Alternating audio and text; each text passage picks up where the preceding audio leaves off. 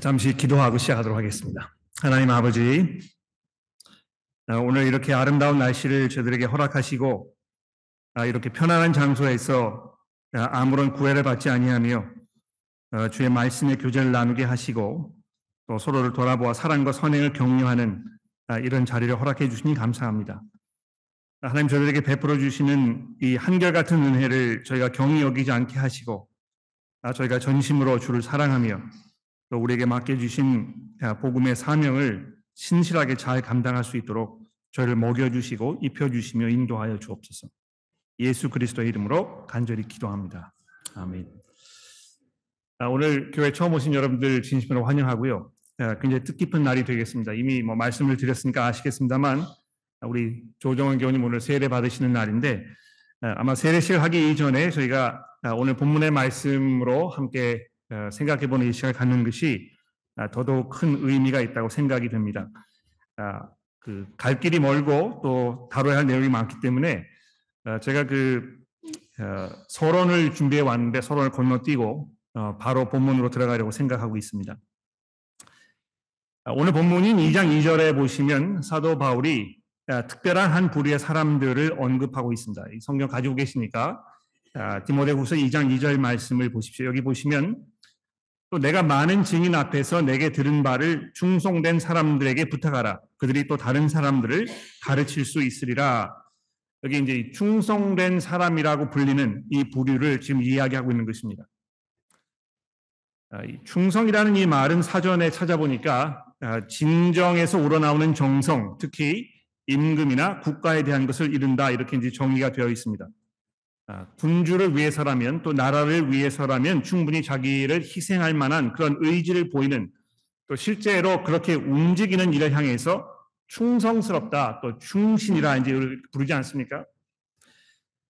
임금의 입장에서는 이런 충성스러운 충신이 옆에 있을 때에 그를 믿고 의지하게 되고 어려운 일에 대한 결정을 내려야 할 때 그의 의견을 들어보고 생각을 물어보게 되게 되는 것입니다. 또 일상생활에서는 이제 주인을 잘 따르는 반려견에 대해서 충성스럽다, 이제 우리가 이렇게 이야기하기도 하고, 병역의 의무를 맡고 있는 군인이 상관에게 이제 경례를 하면서 상관의 명령에 대해서 내가 절대적인 이 복종을 약속한다 하는 의미로 이 충성이라는 말을 외치기도 하는 것입니다. 아마 이 상관의 입장에서는 자신에 대해서 이 신의를 지키는, 또 자기가 내린 이 명령에 대해서 의구심을 품거나 질문하지 아니하고 명령한 대로 즉각 수행하는 이 부하를 더더욱 신뢰하게 될 것입니다. 그래서 이 충성이라는 이 말의 그 속에는 믿을만하다, 의지할만하다, 신뢰가 가는 사람이다, 이런 그 핵심적인 개념이 담겨 있는 것입니다. 그런데 여러분, 이 세상에서 가장 믿을만하고 가장 의지할 수 있으며 가장 신뢰할 수 있는 사람이 있다면 그것은 바로 하나님이실 것입니다.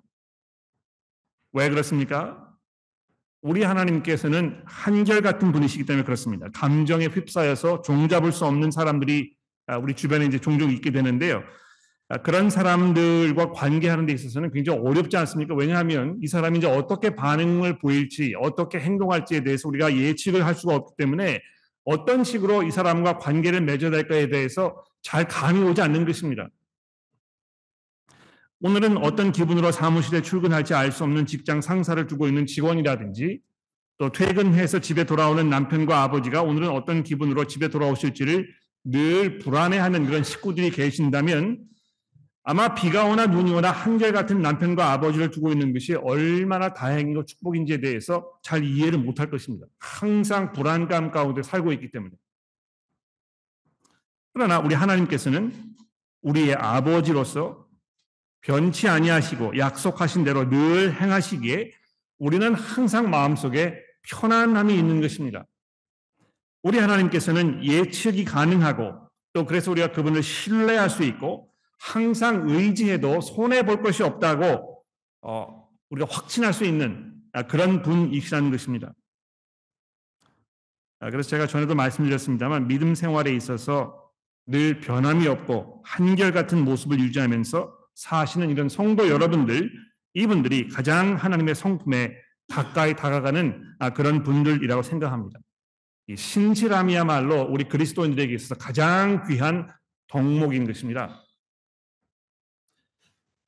이 개역개정 성경은 2절에서 충성된이란 단어를 선택해서 번역을 했습니다만 여기에 이제 사용된 이 단어는 성경의 나머지 부분에서 자주 사용된 이 신실함이라는 단어입니다. 그 에베소서 1장이나 또 골로새 1장에 보시면 이 골로새나 이 에베소에 있는 교회의 그 전체 성도들, 모든 성도들을 다 통틀어 가지고 사도 바울이 예수 안에 있는 이 신실한 형제라 이제 이렇게 불렀던 것입니다. 예수를 믿는 성도라면 누구를 막론하고 그들에게서 이 신실한 모습을 보기를 사도 바울이 기대했던 것을 우리가 알 수 있습니다.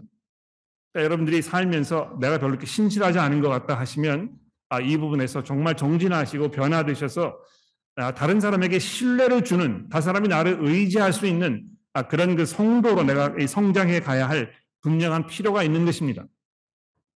그런데 여기에 덧붙여서 고린도전서 4장 17절 이런 데 보시면 바울이 특별히 이 디모데라는 사람을 지적해서 내 사랑하고 신실한 아들이라 이렇게 불렀다는 것입니다. 또 골로새서 4장 7절에 보시면 이 두기고라는 사람이 등장을 하는데요. 사도 바울이 이 두기고에 대해서 사랑하는 나의 형제요 신실한 일꾼이요 주 안에서 함께 종이 된 자라 이렇게 이 사람에 대해서 특별하게 이제 설명하는 것을 볼 수 있습니다. 바울 사도만 그런 것이 아니고 베드로 사도 역시 베드로전서 5장 12절에 보시면 이 자신을 대신해서 이 편지를 기록해 주었던 대필의 역할을 했던 이 실로아노라는 사람에 대해서 내가 신실한 형제로 아는 실로아노라 이렇게 이 사람을 소개하는 부분을 우리가 읽어볼 수 있습니다. 그러니까 이런 사실들을 종합해 보면 사도 바울이 또 성경의 다른 저자들이 이 신실한 사람이라는 표현을 사용했을 때 어떤 경우에는 성도 전체들을 말하는 것이기도 하지만 또 어떤 경우에는 성도들 가운데에서 특별히 몇 사람을 이렇게 지적해서 특별한 역할을 맡았던 사람들을 지칭할 때 사용한 것을 우리가 볼 수 있다는 것입니다. 오늘 본문인 디모데에서 2장 2절에서 보시면 또 내가 많은 증인 앞에서 내게 들은 바 충성된 사람들에게 부탁하라 이제 이렇게 말했을 때 이 모든 성도들을 염두에 둔 것이 아니고 그 중에서 특별한 몇몇의 사람들을 이렇게 지적해서 이야기하는 것을 우리가 분명히 알 수 있습니다. 왜 그렇습니까? 그 다음에 이어지는 부분을 보면 알 수 있죠. 충성된 사람들을 찾아내는데 그 사람들에게 또 다른 사람들을 가르칠 수 있는 그 권한을 부여해라. 그들도 다른 사람을 가르칠 수 있도록 이렇게 해라. 이렇게 말하면서 이 충성된 사람이라는 것은 그러니까 사도 바울이 지금 여기서 이야기하려고 하는 이 충성된 신실한 사람은 말씀의 선생 역할을 할 수 있는 이들을 지금 염두에 두고 있다는 것입니다. 하나님의 말씀을 가르치는 역할을 담당하는 이에게 이 신실함이 요구되고 있다는 것은 너무 당연한 일이라고 생각합니다. 그렇지 않습니까? 믿음이 가야 하는 사람이라는 것입니다. 말과 행동에서 하나님의 말씀이 요구하는 모습과 일치해야 가르치는 위치에 있게 되었을 때 사람들의 신뢰를 얻을 수 있을 것입니다. 그러니까 언행이 일치하지 않으면서 앞에서 장황한 말을 쏟아내었을 때 우리는 그 사람을 신뢰할 수가 없는 것이죠. 위선자라고 생각하거나 또 그 사람에 대해서 존경하는 마음이 전혀 들지 않는 것입니다. 또한 이 가르치는 내용이 분명하고 정확해야 신뢰가 갈 것입니다. 특히 이 복음과 같이 그 내용이 공개적으로 널리 알려져 있어서 소수의 몇 사람만이 그것을 독차지하고 있는 그런 것이 아니고 많은 사람들이 공통적으로 익히 들어 알고 있는 사실일 경우에는 그 가르치는 내용이 그 중심 줄기로부터 벗어나는 성향을 반복적으로 보일 경우에 그 사람은 가르치는 사람으로서의 신뢰를 잃게 될 것입니다. 그러니까 오늘 본문 말씀해 보시면 내가 많은 증인 앞에서 내게 들은 바를 충성된 사람들에게 부탁해라 이렇게 얘기했을 때 사도 바울이 여러 사람이 모여 있는 자리에서 거기 뭐 이제 디모데도 있었겠죠. 거기에서 이 복음을 여러 차례 설명했기 때문에 바울 사도가 이야기하는 이 복음이라는 것이 무엇인지 교회에 모여있던 사람들이 다 이미 알고 있었다는 것입니다. 그런데 이 디모데가 이제 그 역할을 맡으면서 자기가 복음을 설명했을 때 사도 바울이 설명한 그 복음과 다른 점이 자꾸 생기게 되면 그 교회에 있는 사람들이 그 이야기를 들으면서 디모데에 대해서 존경하는 마음이나 신뢰하는 마음을 갖기가 어려웠을 것입니다.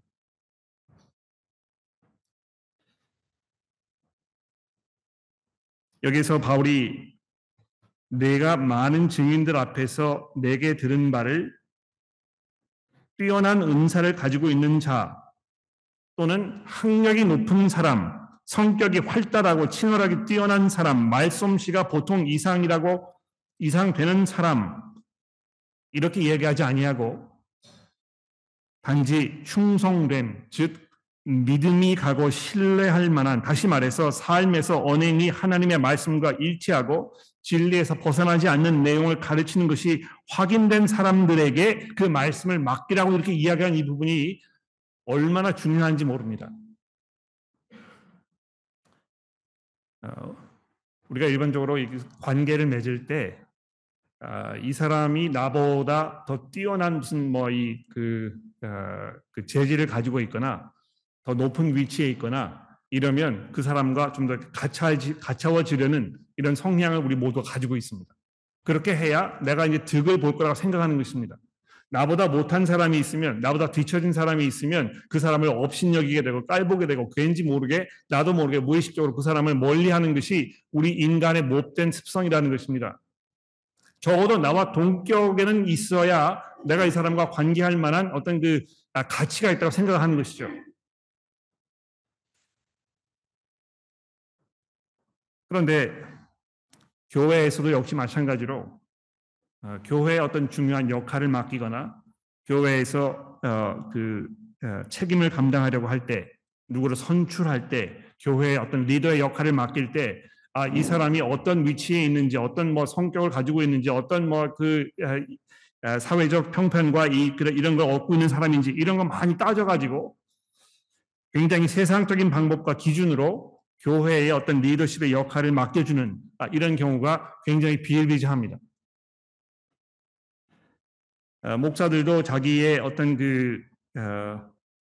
권위를 사람들에게 인식시키기 위해서 자기가 받은 학위라든지 또 가지고 있는 직함이라든지 맡고 있는 일이라든지 이런 거를 뒤에 많이 열거해서 이 목사가 굉장히 훌륭한 목사이구나 하는 그런 그 인식을 사람들의 마음속에 무의식적으로 심어주려는 그런 유혹이 굉장히 많이 있다는 것입니다.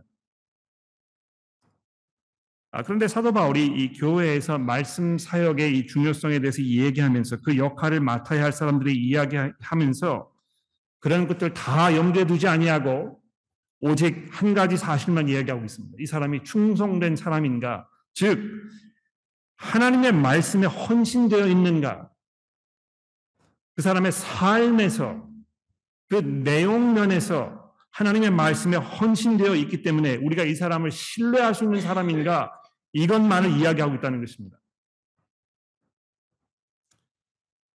제가 언젠가 우리 교회에 담임 목사의 직을 내려놓게 될 텐데, 내려놓게 된 그 후에 후임 목사를 선별하셔야 하는 책임이 이제 여러분들에게 있게 되지 않겠습니까? 저희 교회에서 매년 총회를 할 때 담임 목사 청빙위원회를 우리가 구성합니다만, 여기에도 청빙위원으로 계신 분을 몇 분 앉아 계시는데요. 여러분들이 이것을 염두에 두셔야 할 것입니다.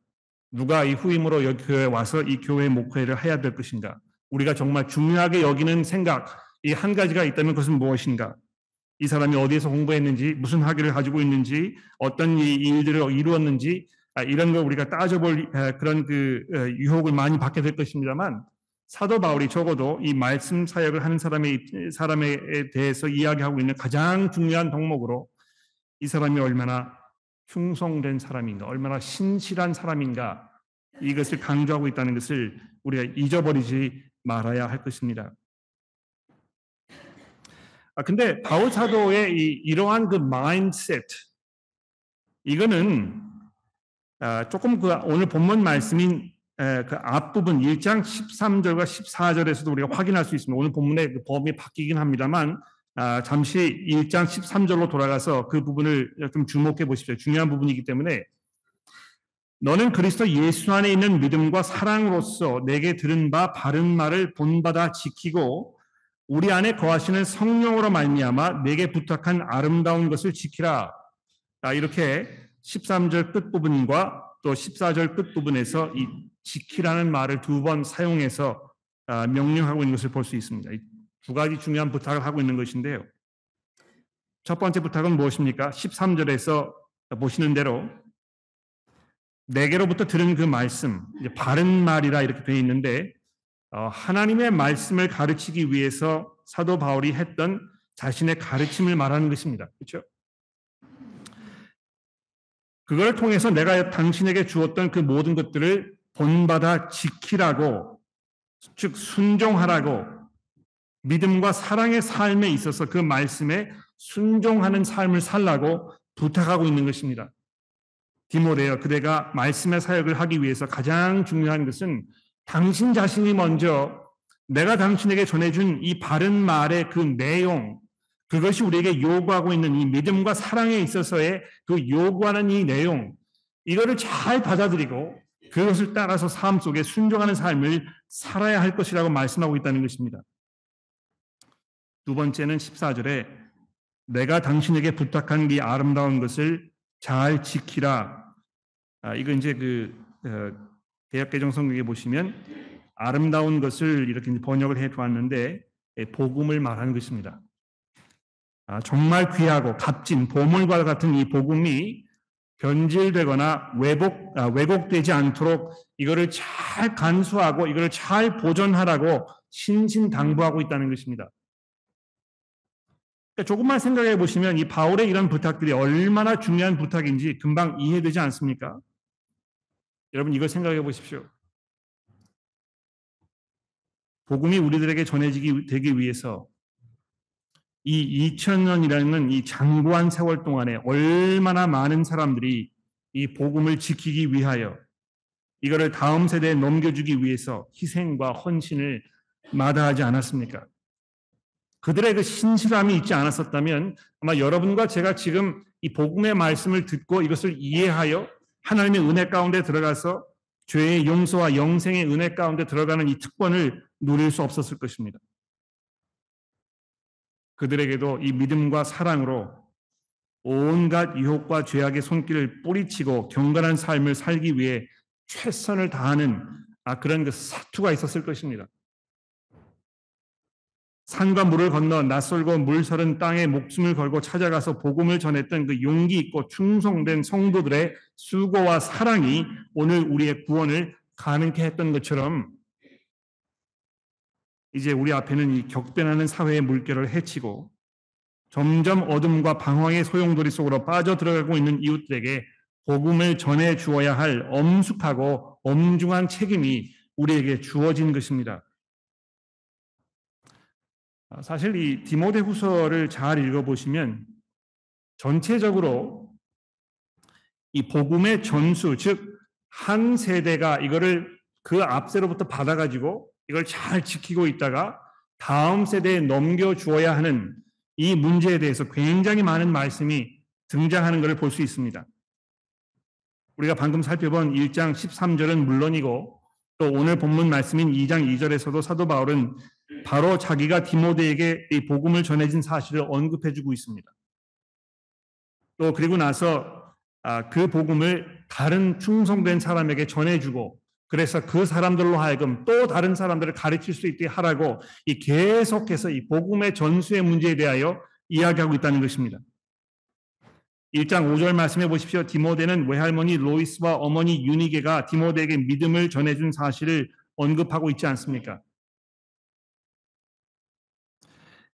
자, 이런 것을 보면 우리가 교회로서 해야 할 일들 중에 많은 중요한 일들이 있는데 아마 그 중에서 가장 중요한 한 가지가 무엇인지를 아주 분명하게 알 수 있습니다. 충성된 사람들을 찾아내서 또는 그들을 키워내서 그들에게 말씀을 가르치는 책임을 맡겨 복음이 다음 세대에 전수되는 과정에 금이 가지 않도록 하는 이 일이 교회가 해야 할 대단히 중요한 일이라는 것입니다. 어떤 면에서 교회가 교회로서의 사명과 역할을 얼마나 잘 감당하고 있는지 그 교회의 이 문제는 그 교회를 통해서 얼마나 많은 말씀의 사역자들이 배출되고 있는가에 달려있다고 해도 아마 과언이 아닐 것입니다.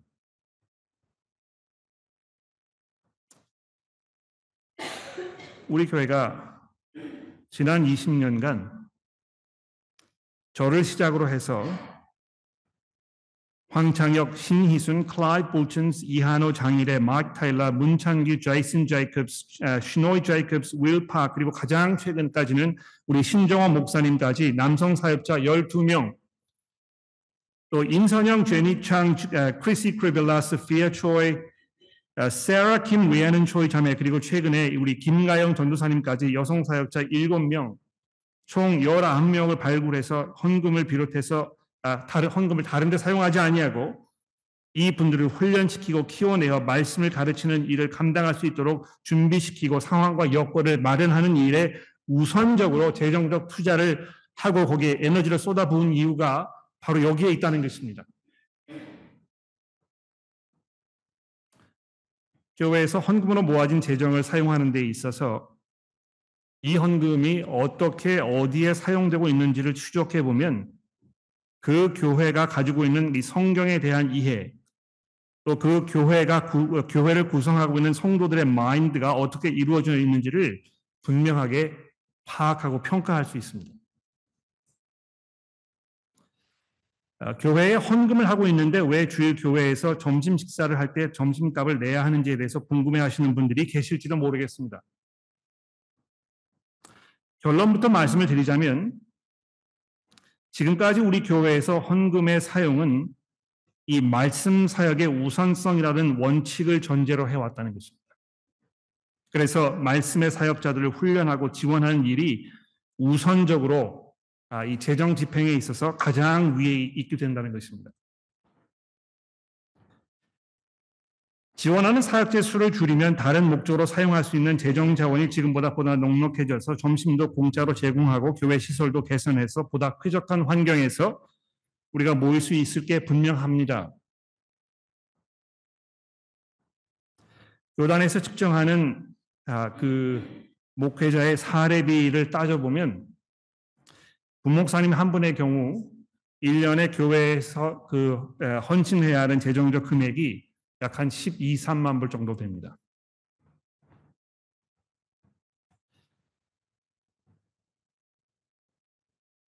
이러한 상황에서 사역자의 수를 줄이면서 좀 더 우리가 편안하게 다른 어떤 비용을 추가로 부담하지 않고 교회에서 신앙생활을 하려는 그런 유혹을 우리가 매년 받는 것입니다.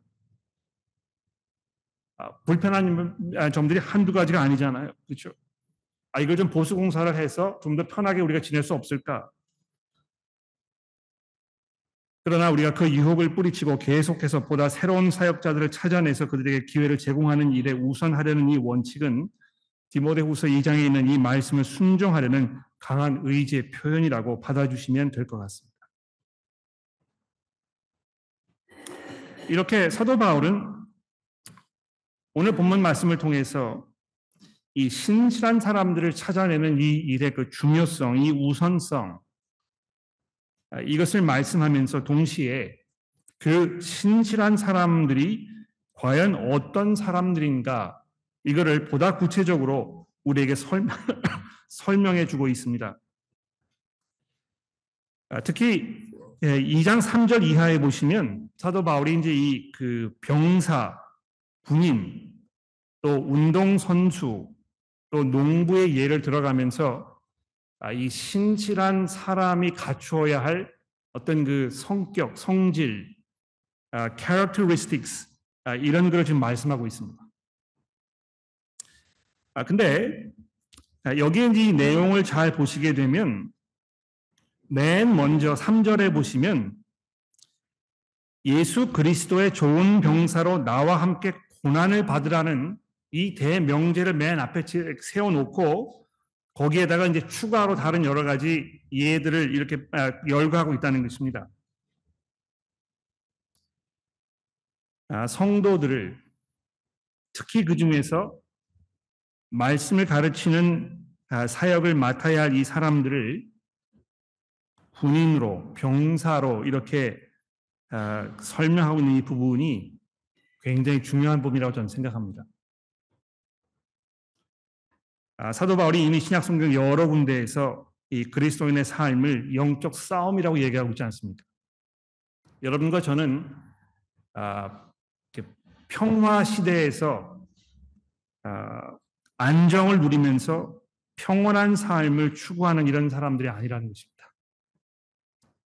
우리가 살고 있는 이 곳에서 전쟁을 치른 적이 없기 때문에 여기 뭐 연세 높으신 분들께서는 한국에서 그 6.25 전쟁을 치르셨기 때문에 아마 그때 그 어려움과 고통에 대한 기억이 아마 남아 있으실 것입니다만 여기 앉은 대부분의 분들은 이 전쟁이라는 그 상황의 참담에 대해 참담한 현실에 대하여 깊은 이해가 아마 없을 것입니다. 저도 그렇습니다. 제가 아는 전쟁의 참담이라고는 그저 영화에서 바라본 그런 장면 이런 것들에 불과할 것입니다. 그러나 이 전쟁을 직접 치르지 않았다고 하더라도 전쟁이라는 상황 속에 있을 때에 우리가 어떤 마음으로 어떤 생각으로 어떤 모습으로 살아야 할 것인가는 그렇게 어려운 일이 아니라는 것입니다. 충분히 이해가 되는 것입니다. 무엇보다도 그것은 고통스럽고 고난을 감수해야 하는 아주 불편한 이런 삶이라는 것입니다. 우리는 어떻게 해서든지 간에 편안함을 유지하려는 이런 바람과 소망에 우리의 모든 것을 걸면서 살고 있는 것 같습니다. 불편함을 최소화시키려는 어떻게 해서든지 간에 이 거추장스러운 것을 다 털어내고 그냥 내가 편안하게 사는 것 이것이 우리가 이 땅에서 사는 삶의 가장 좋은 것이라고 생각하는 것입니다. 희생이라는 것은 좋은 덕목이긴 하지만 내가 할 바는 아니고 우리 가운데에서 그것을 할 수 있는 사람이 있으면 그 사람만 하면 되는 것이라고 우리가 생각하는 경향이 많이 있습니다. 그러나 여러분과 저는 전쟁을 치르고 있는 것입니다. 영적 전쟁을 치르고 있는 것입니다. 우리를 대적하는 사탄이 마치 우는 사자와 같이 집어삼킬 자를 찾기 위하여 두루 다닌다고 베드로 사도가 말씀하고 있는데요. 이 영적 현실의 이 심각함에 대해서 우리가 생각해 보지 않을 수 없는 것입니다. 이런 전쟁 시에서 나는 지금 무엇을 하면서 어떤 모습으로 어디에 우선 가치를 두면서 살고 있는 것인가? 이 문제를 전제로 해서 사도 바울은 이 신실한 사람들, 충성된 사람들에 대하여 4절에서 병사로 복무하는 자는 자기 생활에 얽매이는 자가 하나도 없나니 이는 병사로 모집한 자를 기쁘게 하려 함이라 하는 이 말씀으로 첫 번째 예를 들어주고 있습니다. 이 병사로 모집한 자를 기쁘게 하려 함이라 하는 이 구절을 잘 생각해 보십시오. 아마 지금은 이제 그렇지 않습니다만 사도 바울이 이 편지를 썼을 당시에 이 군대를 모집하기 위해서 아마 이 정부의 누구나 뭐 이 높은 사람이 여러 사람들을 끌어들였겠지요. 그 사람의 그 부름을 받아서 내가 이 사람의 군대에 들어가겠다 이렇게 아마 마음을 먹었을 것입니다. 그런데 이 군대의 이 그 기본적인 그 성향이 무엇입니까? 상관의 명령에 절대적으로 복종하는 것이 가장 중요한 덕목이라는 것입니다. 나의 개인적인 생각과 나의 개인적인 이익과 나의 개인적인 관심 이런 건 별로 중요하지 않습니다. 오직 그 사람에게 중요한 것은 내 직속 상관 그리고 그 위에는 모든 상관들이 지금 나에게 뭘 요구하고 있는 것인가, 그것을 잘 수행하기 위해서 내 자신의 모든 것들을 다 내려놓아야, 그렇게 해야만 좋은 병사로 인정받을 수 있기 때문에 그것을 마다하지 않는 것입니다. 다른데 한눈을 팔거나 나의 사리사욕을 채우려고 하거나 나의 관심사 때문에 상관의 명령에 한눈을 파는 이런 일은 용납될 수가 없다는 것입니다. 우리를 부르신 예수 그리스도께서 바로 여러분과 저를 이 전쟁에 참여하도록 부르셨는데, 그래서 그 전쟁에 참여하겠다고 우리가 마음을 먹고 나섰는데, 정작 이 군대에 들어간 이후에 우리가 우리 사리사욕에 빠져서 우리의 관심사와 또 우리의 평안과 안녕만을 계속해서 추구하는 이런 삶을 산다면 충성된 사람이라고 얘기하기 어려울 것입니다. 이것은 어떤 그 개인적인 어떤 뭐 취미 또 뭐 관심사 이런 거를 전혀 가질 수 없다는 이야기를 하는 것은 아닙니다. 그러나 그러한 개인적인 취향과 취미, 성향, 관심사들이 우리를 부르신 그분을 기쁘시게 하는 일에 방해가 된다면 그거를 과감하게 떨쳐버릴 수 있는 이 결단력과 또 결연한 의지가 분명히 보이는 사람이어야만 분명히 충성된 사람이라고 인정받을 수 있을 것이라고 말씀하고 있다는 것입니다. 이 경계하는 자가 법대로 경계하지 아니하면 승리자의 권을 얻지 못할 것이라는 이 말씀도 굉장히 중요합니다. 경기를 하는 이 운동 선수는 그 훌륭한 선수이면 선수일수록 아주 강한 승부욕을 가지고 있지 않습니까? 내가 어떻게 해서든지 간에 승리해야 되겠다는 이 강렬한 의지가 있지 아니하면 운동선수로 성공하기 어려울 것입니다. 많은 운동선수들이 여러 가지 어떤 그 불미스러운 일에 연관돼서 자기의 인생을 망치는 경우를 이제 종종 보게 되는데요. 절제하지 못했기 때문에 그래서 뭐 이 성적인 면에서 또는 뭐 이 운동 규칙을 지키는 면에서 정말 자기를 철저하게 다스릴 줄 아는 이런 사람이어야만 아마 성공할 수 있을 것입니다. 더군다나 이 승리를 하기 위한 그 목적으로 얼마나 많은 유혹을 받겠습니까? 그렇죠? 이 많은 운동선수들이 약물 문제로 인해서 그 망신을 당하는 경우가 많이 있는데요.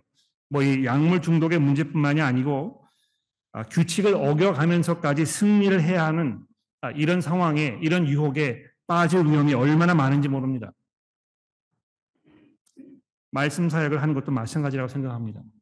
결과를 얻기 위해서 더 많은 사람들이 이 교회에 들어오게 하기 위해서 규칙을 어기고 원칙을 등한시하면서 편법을 써서 결과를 가져오려는 이런 유혹이 모든 사람들의 마음속에 계속 일어나고 있다는 것입니다. 그러나 그렇게 해서는 충성된 사람이라고 인정받을 수 없다고 사도 바울이 못 받고 있다는 것입니다. 마지막으로 6절에 보십시오. 수많은 농부가 곡식을 먼저 받는 것이 마땅하다는 이 말씀은 뭘 얘기하는 것입니까? 열심히 일하지 않으면 그 수확을 얻을 수 없는 이것이 농부의 그 현실인 것입니다. 비가 오나 눈이 오나 싫든지 좋든지 간에 내가 준비가 되어 있든지 준비되어 있든지 안에 농부는 일을 해야 하는 것입니다. 새벽부터 나아가서 별이 뜰 때까지 일을 해서 뼈 빠지게 수고해야 농부로서의 그 역할을 감당할 수 있다는 것입니다. 제가 어떤 분에게도 말씀드렸는데요. 목회를 하는 것만큼 어떤 면에서 편안한 삶을 살 수 있는 그런 직업 선택도 아마 없을 것입니다. 제가 일주일 동안 뭐를 어떻게 하고 있는지, 어디에 시간을 사용하고 있는지 아무도 체크하지 않습니다. 아마 교우 여러분들 중에는 그 나름대로 생각에 또 서로 이렇게 물어보시는 분도 있을 것 같아요. 야, 이 목사님이 일주일 동안 뭘 하며 지내시나? 근데 이거를 이렇게 비디오로 녹음을 해가지고 사람들에게 보여드리거나 또는 뭐 타임 시트를 이렇게 만들어 가지고 내가 일주일 동안 이렇게 해서 이렇게 시간을 보냈습니다. 뭐 어떤 그 검증을 받거나 그렇지 않다는 것입니다. 일주일 동안 매우 바쁜 척하면서 지내다가 주일날 교회에 와서 잠깐 한 서너 시간 정도 수고하는 것으로 일주일을 채울 수도 있을 것입니다. 그러나 그렇게 해서는 이 수고하는 농부가 곡식을 먼저 받는 것이 마땅하다는 이 사도 바울의 말씀에 도무지 부합되지 않을 것입니다. 충성된 사람이라는 것은 싫든지 좋든지 준비가 되어 있든지 되지 않았든지 어떤 상황과 형편이 벌어진다 하더라도 또 다시 일어나서 사람들이 보든지 말든지 간에 자기가 해야 할 일을 끝까지 수행하는 그것을 말하는 것입니다. 그러면서 사도 바울이 이렇게 결론을 내리고 있지 않습니까? 내가 말하는 것을 잘 생각해 보라. 그렇습니다. 이 말씀 사역을 하는 데 있어서 정말 중요한 것은 우리가 전해드리는 이 말씀, 또 하나님의 말씀이 우리에게 요구하는 이 사실들, 이것을 가볍게 여기지 아니하고 그것을 깊이 묵상하는 것입니다.